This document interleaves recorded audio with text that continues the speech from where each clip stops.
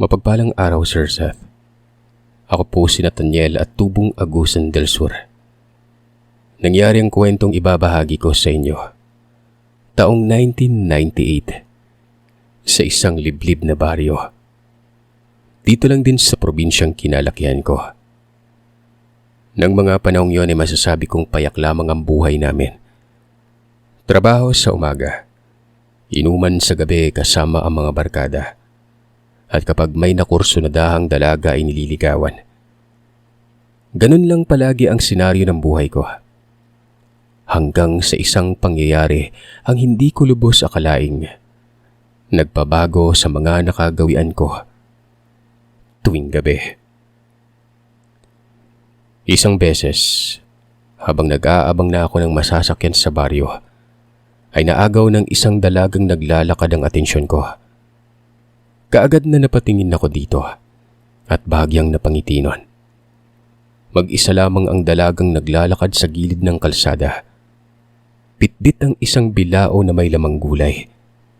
Mukhang paninda niya yata ang mga gulay na daladala niya at nilalako yun. Unang tingin ko pa lamang sa dalagang ito ay may nararamdaman na akong kakaiba. Kakaiba gawa ng ang ganda niya sa mga kadalagahang naninirahan sa baryo. Para makausap ko ang dalaga at may tanong sa kanya kung ano ang pangalan niya, bumili ako ng gulay niyang nilalako nun. Kahit hindi ko man kailangan at pasimpleng tinanong ang pangalan nito. Nung una ay kinakabahan pa ako gawa ng inakala kong susungitan ako ng dalagang yon. Pero hindi naman pala. Nang magpakilala ako sa kanya ay sinabi niya rin sa akin kung ano ang pangalan niya at panandalian kaming nag-usap. Maraming salamat, hindi mo ako sinungitan. Joanna, akala ko talaga susungitan mo ako eh. Ilang sandali pang naulit ang pagkikita namin. Sinasadya ako talagang abangan ng dalaga sa bungad ng baryo tuwing hapon. Dahil alam kong yun ang oras na dadaan siya habang naglalako ng gulay papunta sa karatig lugar. Nakikipagkwentuhan ako sa kanya habang namimili ng gulay na bibilin. Minsan naman ay sinasabayan ko siya sa paglalakad pumunta sa karatig lugar para mas mahaba-haba ang pakikipagkwentuhan namin. Pero paglagpas doon ay pinagtabuyan na ako ng dalaga. Pinapaalis. Baka daw kasi may makakita sa aming dalawa at magsumbong sa mga magulang niya. Hanggang sa isang beses nga ay nabanggit niya sa akin kung saan ito nakatira. Pero noong sabihin ko sa kanyang pupunta ako sa bahay nila, agad na umiling si Joanna at mariing tumanggi nun. Sinabi nitong wag na wag umano akong pumunta. Sapat na yung nagkita at nagkakausap kami tuwing napapadaan siya sa baryo. Hindi ko maintindihan si Joanna kung bakit ayaw niyang pumunta ako sa bahay nila. Tinanong ko siya kung bakit hindi pwede. Gusto ko lang namang formal siyang makakwentuhan sa pamamahay nito. At syempre ay para makilala na rin ang pamilya niya. Hindi sinagot ng dalaga ang tanong ko. Sa halip ay nagmamadali na siyang maglakad palayo at hindi na ako nilingon pa. Sa pagdaan ng mga araw ay palagi na rin akong nag-aabang sa pagdaan ng dalaga. Pero hindi ko na siya nakikita pa. Tuloy ay hindi ko maiwasang mag-isip na baka nagalit ito sa akin at iniiwasan ako dahil sa nasabi ko nung nakaraan.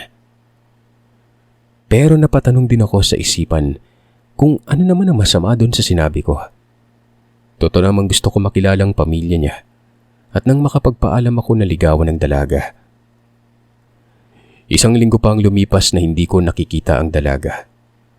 Napag-isip-isip kung baka may ibang dahilan kung bakit hindi na ito nagawi sa baryo namin at kailangan ko yung malaman. Aaminin kong namimiss ko na siya. Kulang na ang araw ko dahil hindi ko na siya nakikita noon. Sumapit ang araw ng linggo ay hindi ko na talaga nakayanan pa. Hinaya ko na mga kaibigan kong sina Binok at Joselito na pumunta sa baryo kung saan nakatira ito para dalawin. Minsan ko na kasing naikwento sa kanilang tungkol sa dalaga at inaamin ko sa mga kaibigan kong nagugustuhan ko na siya. Kung kaya't sana ay samahan nila akong dumalaw sa bahay nito. Pumayag naman ang mga kaibigan ko at nagboluntaryo pa ang mga itong magdala ng alak at pulutan. At nang mag-aalas 5 na ng hapon ay umalis na nga kami. Hiniram ko ang motor ng tiyuhin ko at yun ang ginamit namin para mas mabilis na makarating sa lugar na nasabi ko noon. Mahigit 1 oras din bago kami nakarating sa baryong ito. Sa bungad pa lang ay ipinagtanong-tanong na namin kung saan banda ang bahay ng dalaga. Pero sa bawat taong napagtanungan ko ay umiiwas sa mga ito na para bang may kinatatakutan at hindi nila sinasagot ang tanong ko. Hanggang sa may isang matandang lalaki ang lumapit sa amin at kumausap.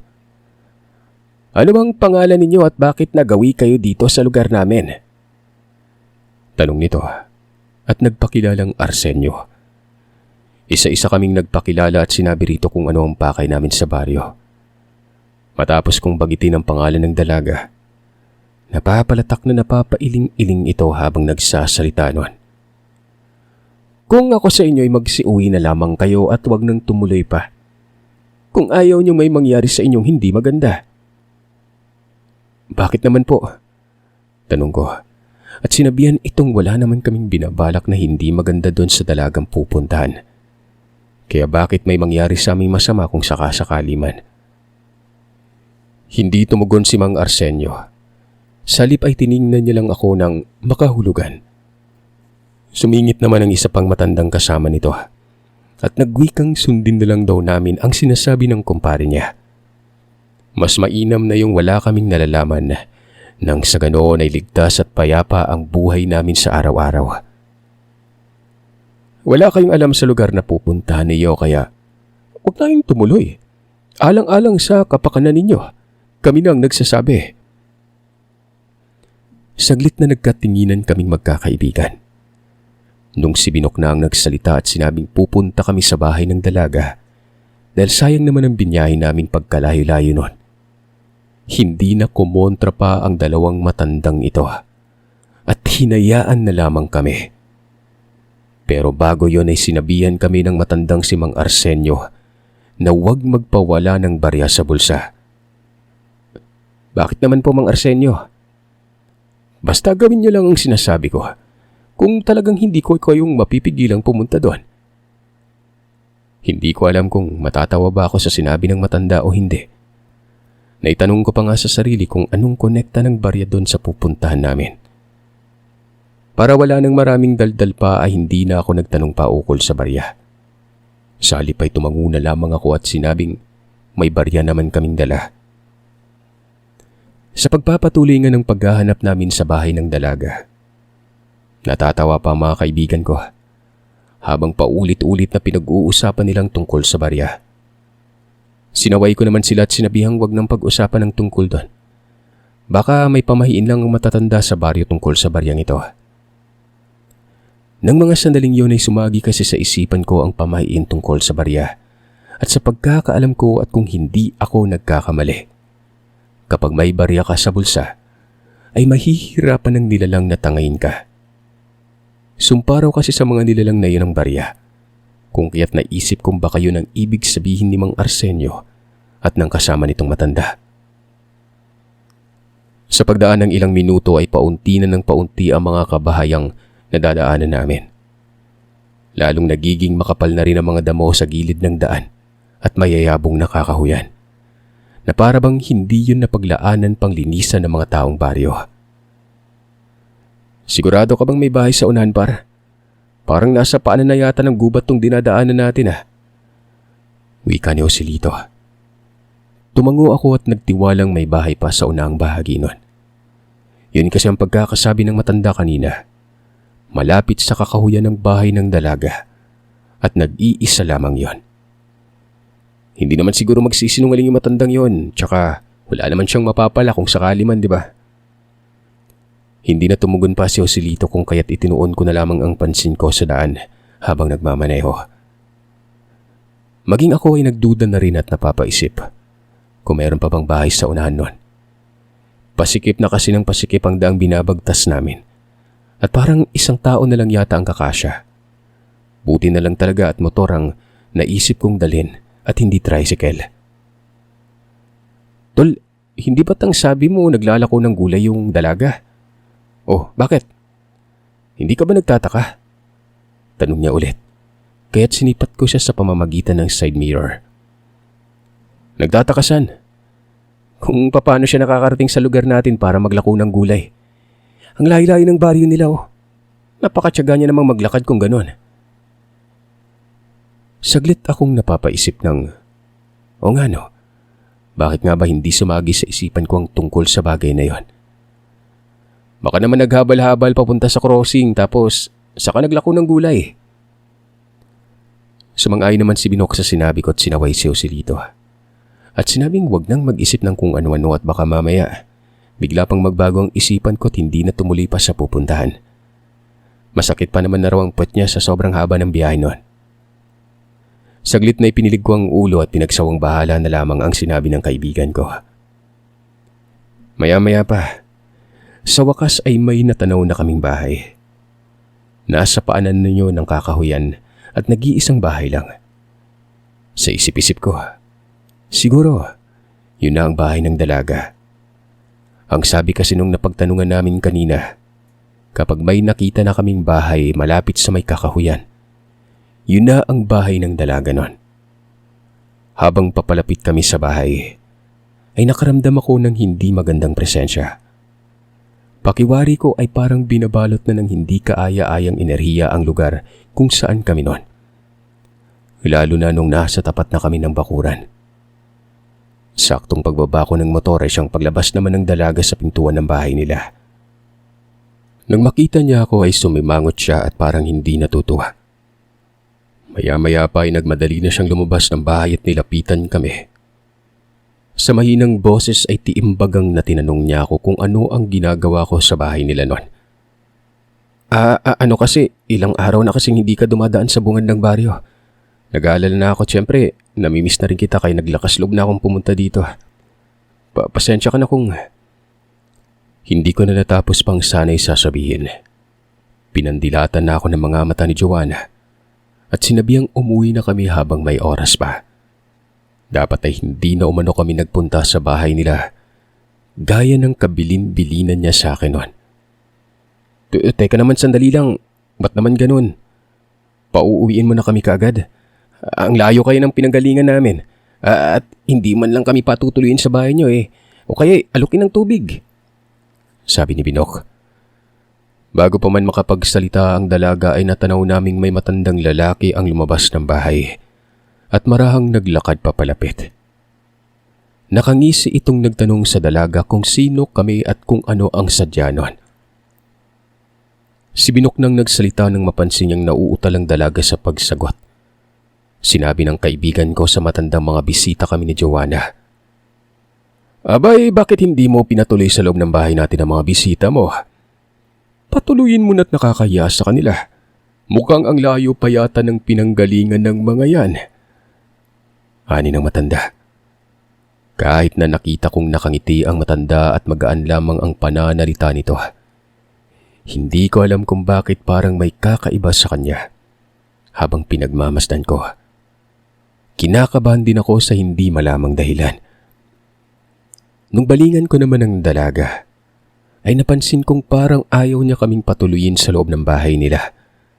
Pero wala na itong nagawa pa ng mismong ang ama na nito na si Mang Carpio ang nagpumilit na pumasok muna kami sa loob ng bahay nila para naman kahit papano ay makapag-usap ng maayos. Hindi pa nga nakontento ang matanda at hinawakan niya ang braso ni Binok. Iginiya na papasok sa loob ng bahay nito. Pagpasok namin ay mas lalo akong nakaramdam ng kilabot sa katawan.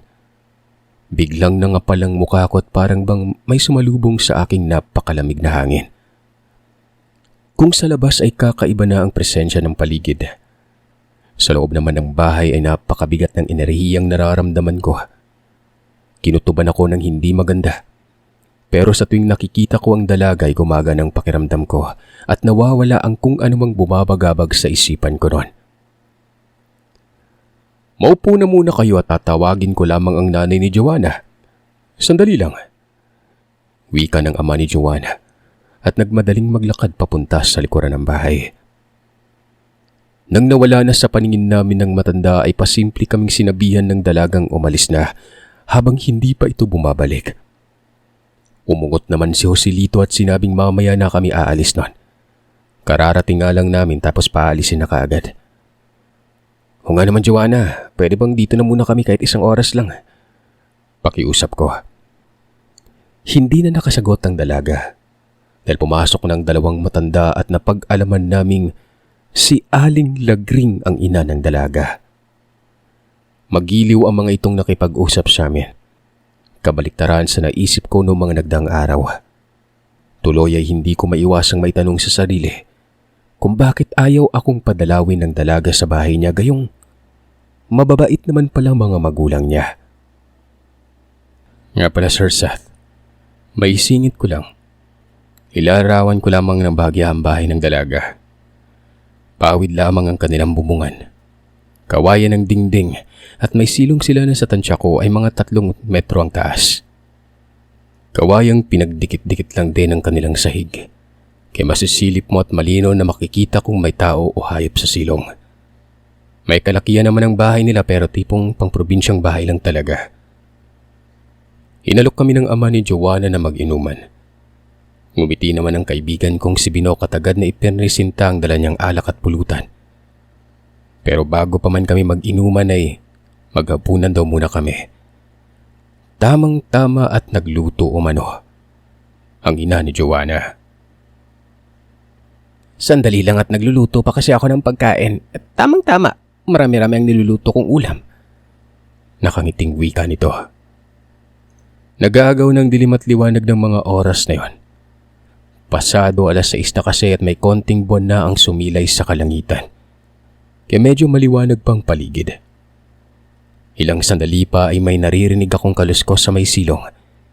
Kaya naman hindi ko maiwasang tumingin sa siwang ng kawayan sa paanan ko. Halos malaglag na ako sa kinauupuan ko dahil sa sobrang takot Sir Seth.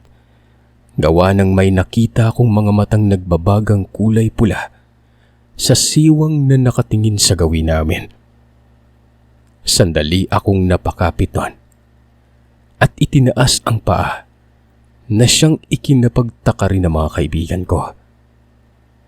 Buti na lang pumunta si kusina si Joanna at ang mga magulang niya para mag-asikaso. Kung kaya't hindi nila nakita ang naging reaksyon ko noon. Ano yan? Teka, hayop ba yun? Tanong ko. Anong nangyari sa itol? Akmang sasabihin ko na sana at ituturo ang nakita ko sa silong sa pagbalik ko ng tingin ko, wala na ang mapupulang mga matang nakatingin. Hindi ko alam kung totoo ba yung nakita ko o namamalikmata lang ba ako noon. Ilang beses ko pang sinipat ulit ang siwang pero wala akong makita. Hoy pre, ano na? Anong nangyari sa'yo?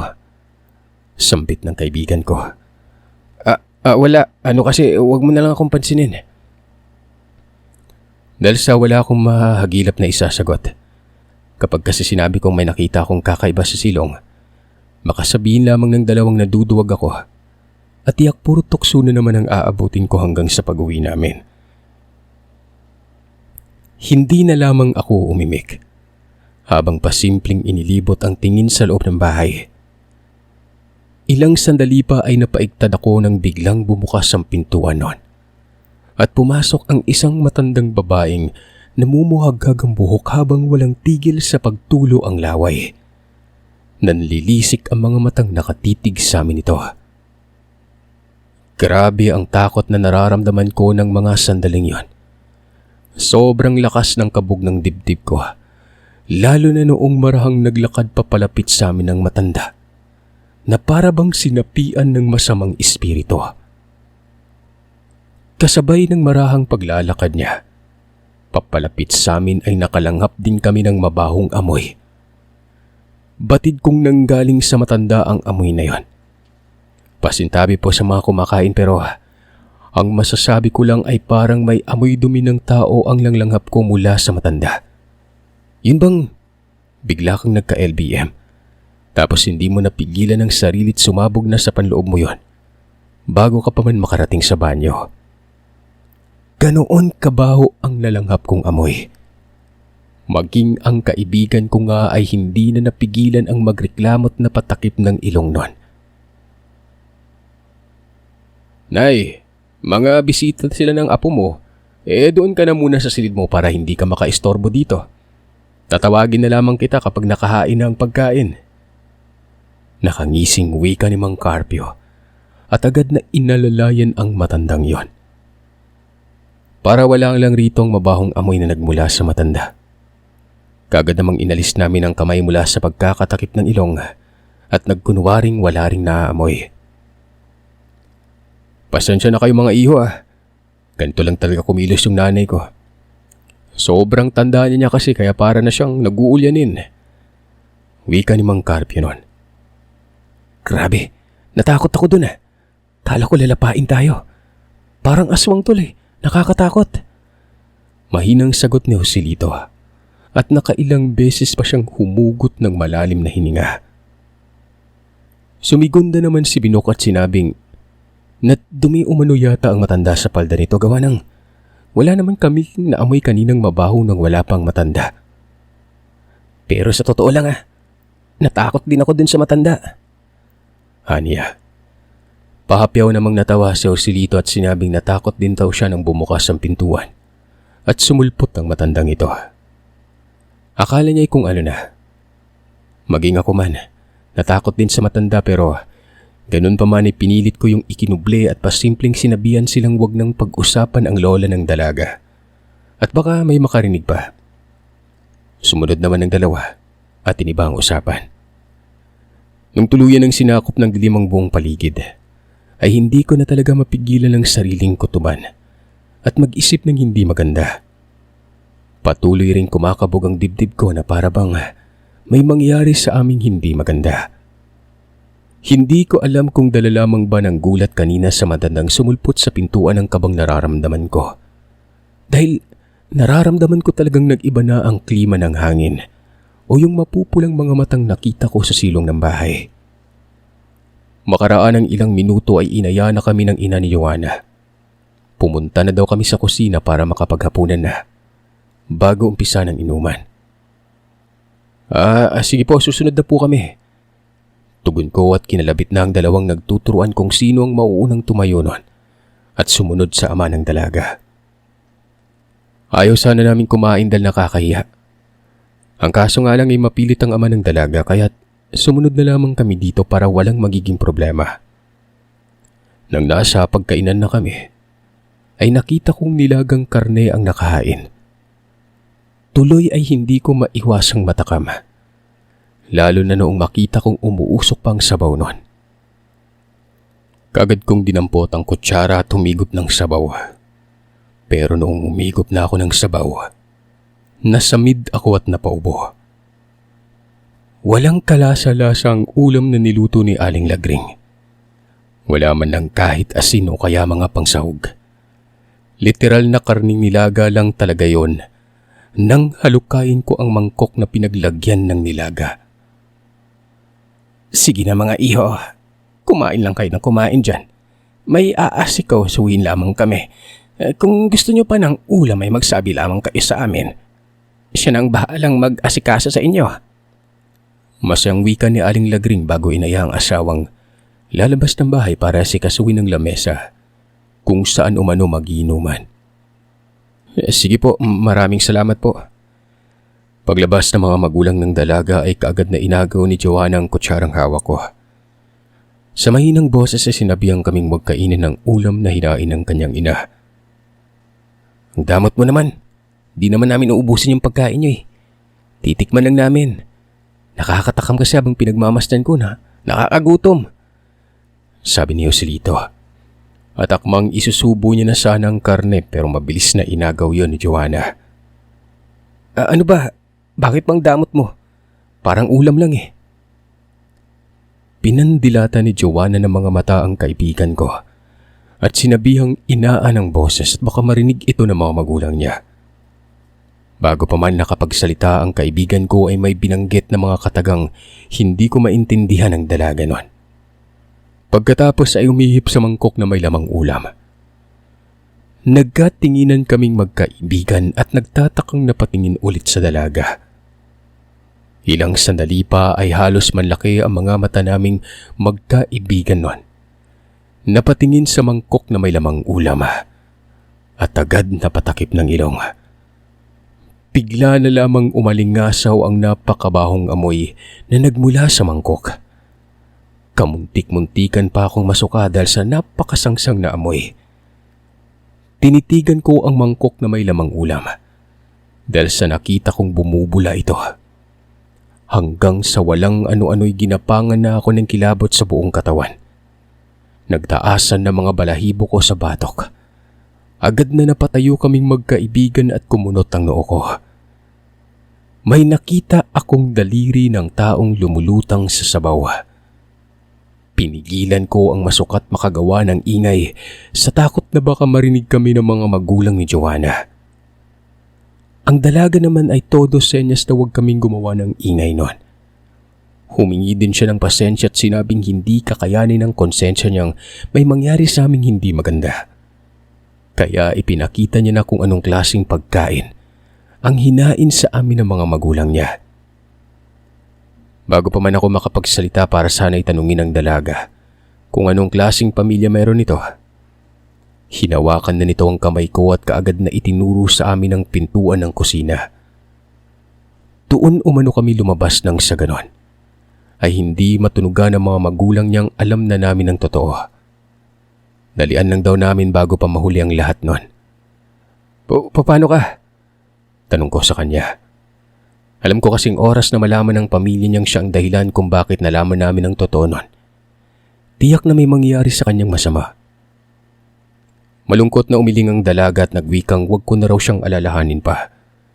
Siya na ang bahalang magpaliwanag sa mga magulang.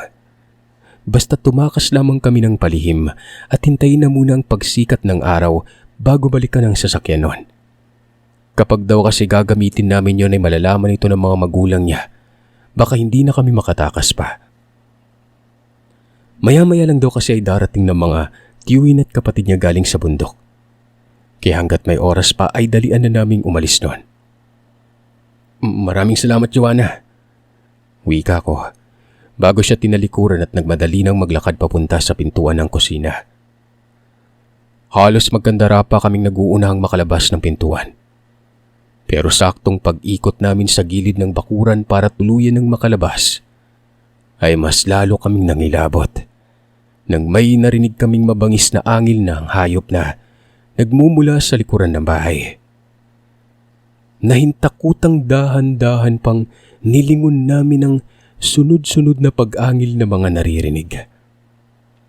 Nang mga sandaling yon ay halos takasan na ako ng ulirat nang makita kong matandang babaeng nakatayo sa hindi kalayuan at nakaharap sa amin.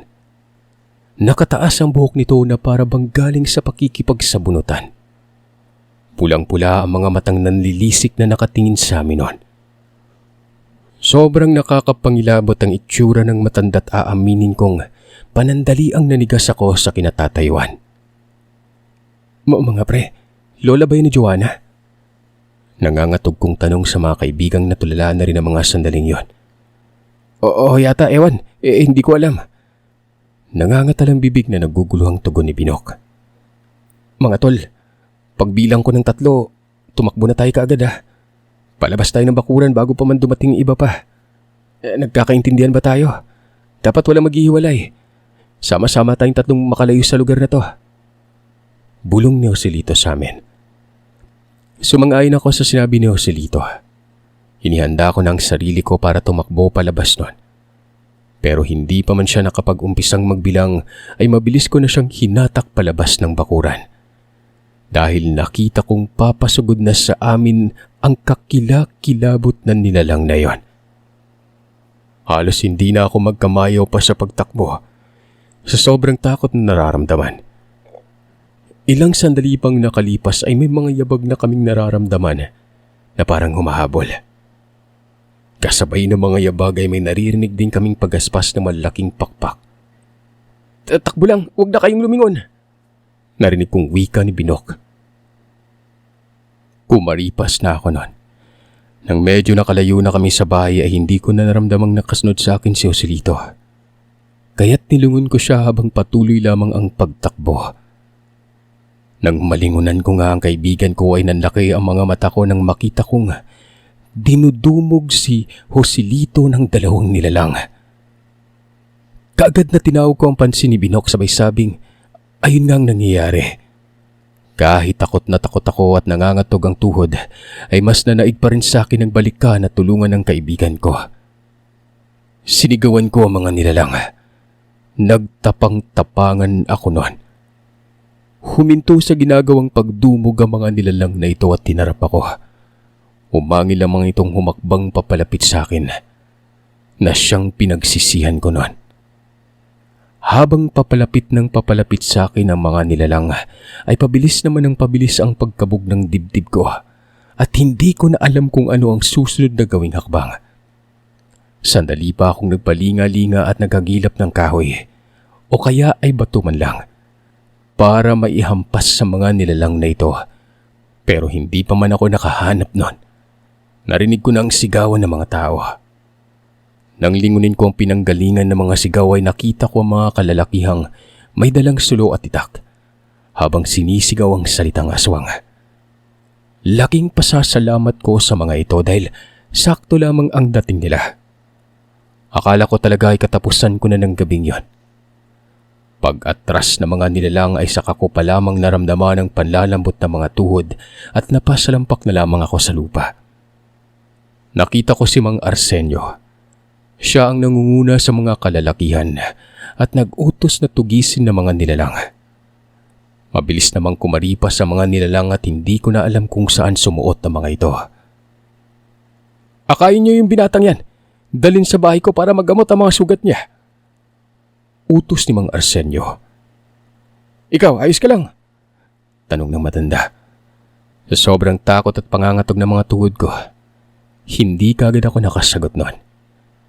Tinapik niya ang balikat ko bago nagwikang ipanatag ko na raw ang sarili dahil ligtas na kaming magkaibigan. Nang nasa bahay na nga kami ng matanda ay sinabi nito sa amin kung bakit sumugod sila sa bahay na mag-asawang aswang. Kanina pa daw kasi nila kami inaabangang dumaan palabas ng baryo. Pero dumaan na lang ang ilang oras ay hindi pa nila kami nakikita. Kaya napagpasyan na nilang puntahan ang bahay ng mga nilalang na yon. At yun na nga ang tagpong naabutan nila. Sinabi pa ni Mang Arsenio na hindi na nila kayang sikmurain pa ang mga kababalagang ginagawa ng mag-asawa. Ikinuwento ko din sa kanya kung paano kami nakalabas ng bahay. Pasalamat talaga kayo at naawa pa sa inyo yung dalagang anak ng mga aswang na yan. Naku, baka hindi na namin kayo naabutan kung hindi. Matapos gamutin ng matanda ang kaibigan ko, pinagpahinga niya na muna kami bago inihatid pa uwi noon. Pero bago kami umalis ng bahay niya, binilinan kami ng matandang wag na kaming bumalik pa sa lugar nila. Sila na rin umano ang bahalang tumugis sa aswang. Magmula nga nang maranasan namin yon, hinding-hindi na kami bumalik pa sa baryong iyon. Gaya ng pinangako namin sa matandang si Mang Arsenio. Wala din kaming pinagsabihang kaanak tungkol sa mga nangyari. Higit sa lahat ay wala na rin akong balita kung ano ang nangyari sa dalagang liligawan ko sana at sa pamilya nito na mga aswang.